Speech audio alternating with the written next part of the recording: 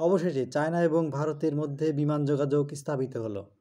অর্থাৎ 2020 সালে যে করোনা মহামারীর কারণে দুই দেশের মধ্যে বিমান যোগাযোগ বন্ধ হয়ে গেছিলো, ফ্লাইটগুলো বন্ধ হয়ে গেছিলো, যেহেতু করোনার যে মেইন উৎসস্থল ছিল চায়না, সেই কারণে চায়না থেকে ভারতের যে যোগাযোগ, আকাশপথে যোগাযোগ বন্ধ হয়ে গেছিলো।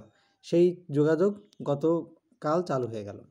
এর ফলশ্রুতিতে কয়েকটা পরিবর্তন ঘটবে। কয়েকটা পরিবর্তন কি? প্রথম পরিবর্তন ঘটবে, সাম্প্রতিককালে কিন্তু ভারত এই পদক্ষেপ নেওয়ার পিছনে আরও কিছু কারণ আছে। কারণটা কি ছিল? কারণ হচ্ছে ট্রাম্প সরকার ভারতের রাশিয়া থেকে তেল কেনার কারণে বেশ কিছু নিষেধাজ্ঞা দেন, এবং শুধু নিষেধাজ্ঞাই নাই, ভারতের উপরে 50% শুল্ক আরোপ করে। যে শুল্ক আরোপটা বন্ধু দেশের প্রতি এক ধরনের শত্রুতামূলক পদক্ষেপ ছিল। দ্বিতীয় নম্বর হচ্ছে, সে ইউরোপকে সুপারিশ করে যেন ভারতের উপর 100% ট্যারিফ আরোপ করা হয়।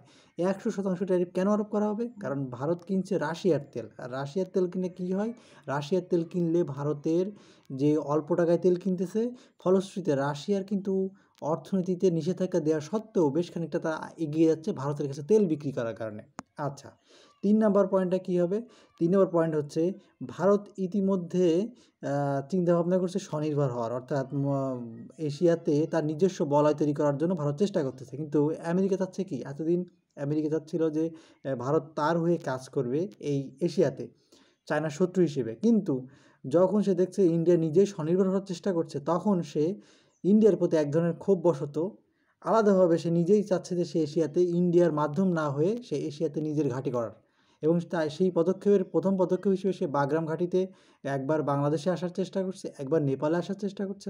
প্রতিনিয়ত তারা চেষ্টা করতেছে ঘাঁটি স্থাপন করে নতুনভাবে এই এশিয়াতে বা দক্ষিণ এশিয়াতে তার ইন্টারেস্ট বা প্রবেশাধিকারকে নিশ্চিত করার জন্য।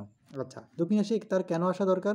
দক্ষিণ এশিয়া আসার দরকার এই কারণে, কারণ ভারত মহাসাগরে তার উপস্থিতি যদি না বৃদ্ধি করতে পারে, তাহলে এই ভারত মহাসাগরের তৈরি হতে পারে তার পতনের বীজ। পতনের বীজ মানে কি? অর্থাৎ 2050 সালের দিকে যে অনেকগুলো শুমারি বা অনেকগুলো অর্থনৈতিক সমীক্ষা হয়েছে, সেই অর্থনৈতিক সমীক্ষার মতে 2050 সালের দিকে পাকিস্তান তো একটি তলানিতে পড়া দেশ রয়েছে, কিন্তু পাকিস্তানের পাশের যে দুটি দেশ, অর্থাৎ অন্যতম হচ্ছে ভারত এবং দ্বিতীয় হচ্ছে চায়না, দুটো দেশই কিন্তু অর্থনৈতিক দেশ, শক্তিশালী দেশে রূপান্তরিত হবে। তো এই যে প্রথম এবং দ্বিতীয় শক্তিতে রূপান্তরিত হলে তাদেরকে ঠেকাতে হলে যে নিরাপত্তা চুক্তি বা যে ধরনের প্রেশারে রাখতে হয়, সেটার জন্য কি দরকার?